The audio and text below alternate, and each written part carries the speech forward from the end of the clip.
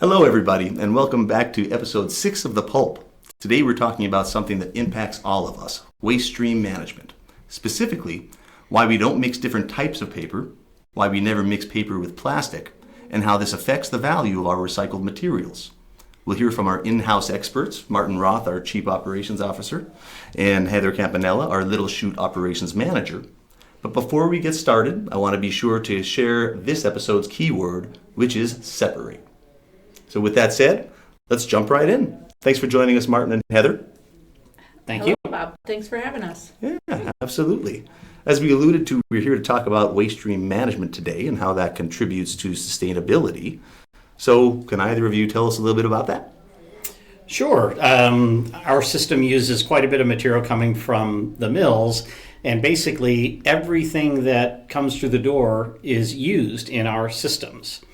Anything that we generate in terms of trim waste, roll wrappers, cores, all those types of things are kept, separated, and sent through a recycle stream.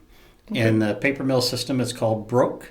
In our world, we just refer to it as broke or waste. That's actually a really good lead into our next question, Martin. We hear that term broke an awful lot, and I think that our experienced employees have a good awareness of what that means, but for those that might not, can you explain how that term relates to our waste stream management process and why it's important to ProCon? Well, first of all, I can't tell you where the word broke came from. I tried to look it up earlier today to figure out where it comes from in the industry, and I couldn't find a history. However, it is a very common word in paper manufacturing, right. And it just refers to all of the items that are before the consumer. So in our system, we are also pre-consumer waste. Everything that we're generating, nearly everything that we're generating is before it's been printed or before it's been altered. So most of our product is what is considered to be pre-consumer waste. Okay. That also means it's the highest value recyclables in the overall waste stream. So I like to think of our waste as, gold, platinum, and silver. Okay. So we have a very high value waste stream for all the things we generate because they're unprinted, they're clean, and it's not like a curbside recycling where the product can be highly contaminated. So most companies want to buy waste from companies like ProCon, tissue mills and other types of paper mills, recycled mills, corrugated mills. They want product from places like us because they know it's going to be clean, they know it's going to be high value. It's important to us because waste is really our fourth or fifth largest customer. Okay. That's pretty amazing when you think of all the production that we do, that the waste itself is that large of a customer for us. I actually would have thought that it was higher than the fourth or fifth, but fourth or fifth is significantly up there.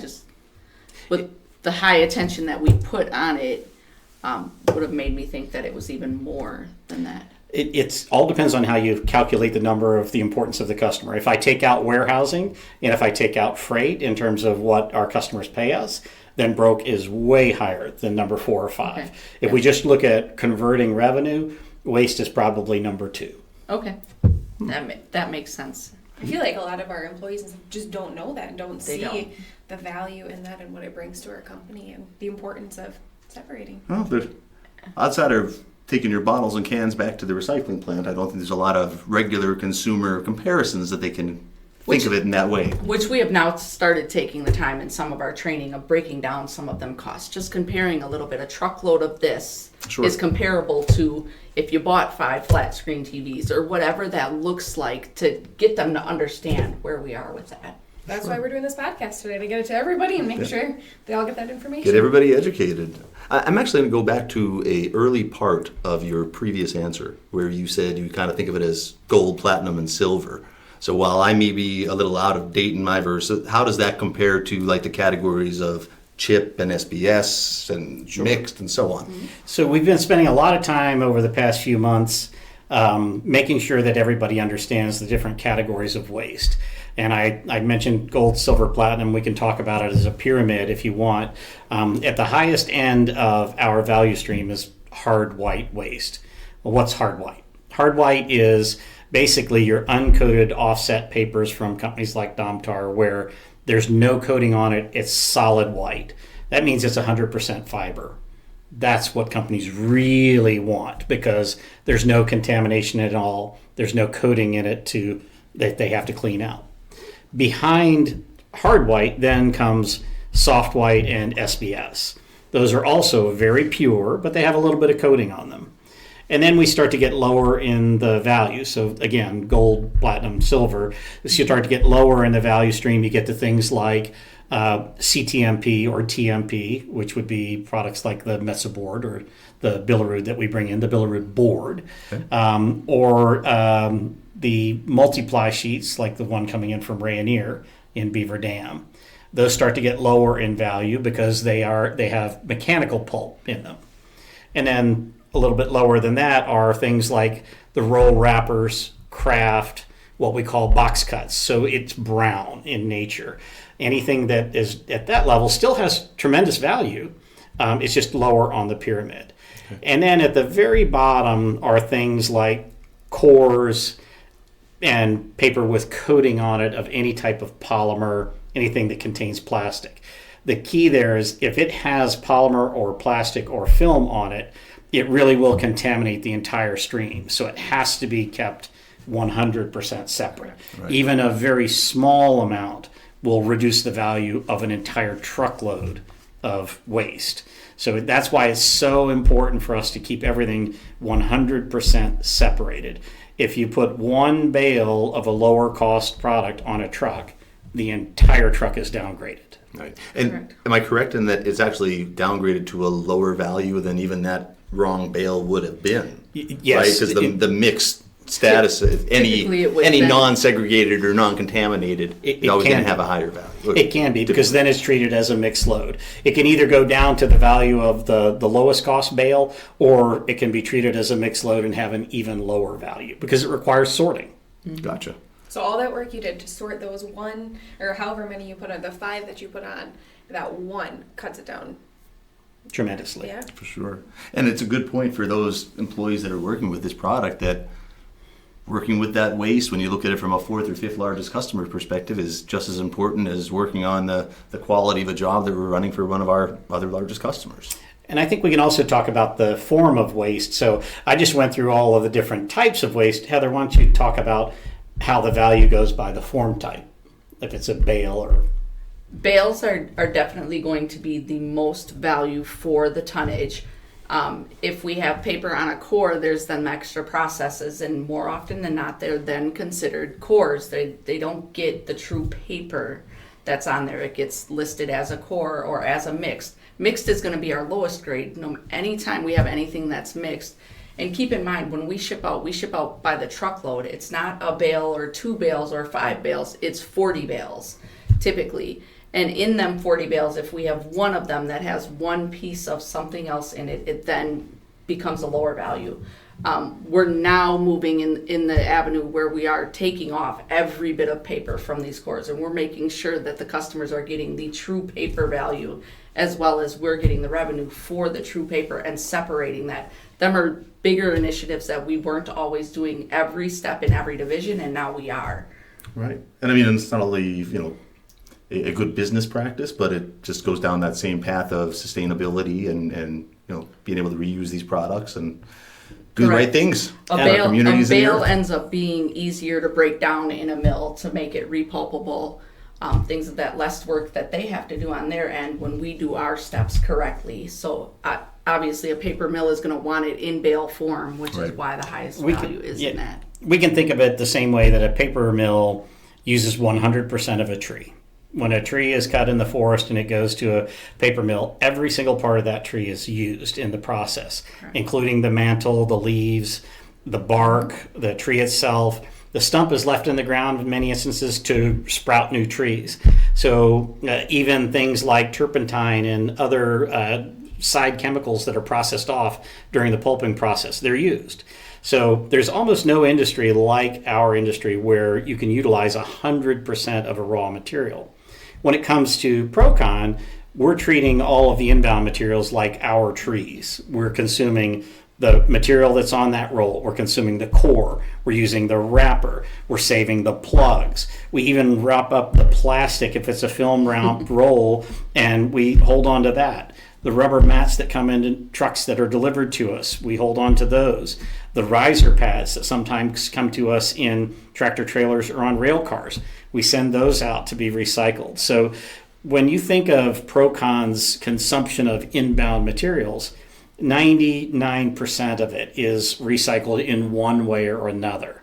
So anything that we leaves our facility going to a dumpster is very rare, and very little of our product actually should go into dumpsters. Most of it should be run through our recycle stream one way or another. Correct. That's really good to know. I think, did you say turpentine is a result of the pulping process? It is, absolutely. I never knew that. There's my new thing to learn for the day. It comes from processing pine trees. Never knew that. Now, we talked about the different categories of paper and what happens if they get mixed, but what if a non-paper substrate and plastic gets mixed in with it? How does that impact? So the paper mills or pulp mills that are using our product basically put it back into what's called a pulper. Think of it as a big blender. And then they're going to run that back through their process. Nothing sticks to plastic. So if you put plastic in your blender and you try to spread it out smoothly on a surface somewhere, nothing's going to stick to the plastic. Well, the same thing happens if plastic gets into the paper making process. It generates all kinds of contamination in their system, but it also generates holes in the paper because nothing will stick to it. So it is a very bad contamination from a paper mill's perspective. And any presence of plastic in some of the higher grades that we talked about will result in not just a minimal downgrade, a substantial downgrade. So would an example of plastic ending up in there be ream wrap that includes a poly material? Absolutely. All right. So our poly-free ream wrap is a perfect example of how we're trying to solve this problem. Most people don't know when they're loading the copy machine that they're not supposed to take that ream wrapper and put it in the recycled bin because it contains poly in most instances. So office waste that has ream wrap in it very often will be contaminated. And people don't know that. I've come just learning it as we're talking and thought it would be appropriate to ask. And essentially, I like the plug of the Vireo ream wrap. That's a nice. Essentially, for people who don't know what poly is a plastic coating that goes into things. And a lot of people, we reference poly very frequently for us because it's a big no-no for us. Mm-hmm. People don't know that. They don't understand, well, what's poly? What's the difference? Like Martin said, you see that ream wrap and you think, this is paper. It's just a little glossy. No, there is truly something in that makes it not okay to be mixed with anything else. Are there ways for people to identify that, to know like which one they can or can't, or is it? Yeah. It's supposed to be indicated with the recycling markers that the chasing arrow markers that something contains poly or doesn't contain poly. It does require the person to look. And in our world, what we're doing with the creation of all of our parts is when we create a part in our system as a raw material coming in from a paper company, we're identifying the type of paper it is and whether it contains poly or not. So the operator on a machine or the helper or whomever else is working in the operation should be able to look at the job traveler and see if the product they're working with contains poly. If that's not clear enough, usually you can look at the product, you can feel it, and determine whether there's poly there or not. If there's a question, ask a supervisor. They'll be able to help you answer that. Where that gets a little hard is our Vireo coatings are made to look like polymer. So even though they have very similar look and feel, they are not poly. They break down in water in the pulping process, and they're 100% recyclable, repulpable. Anything containing poly is not. Okay.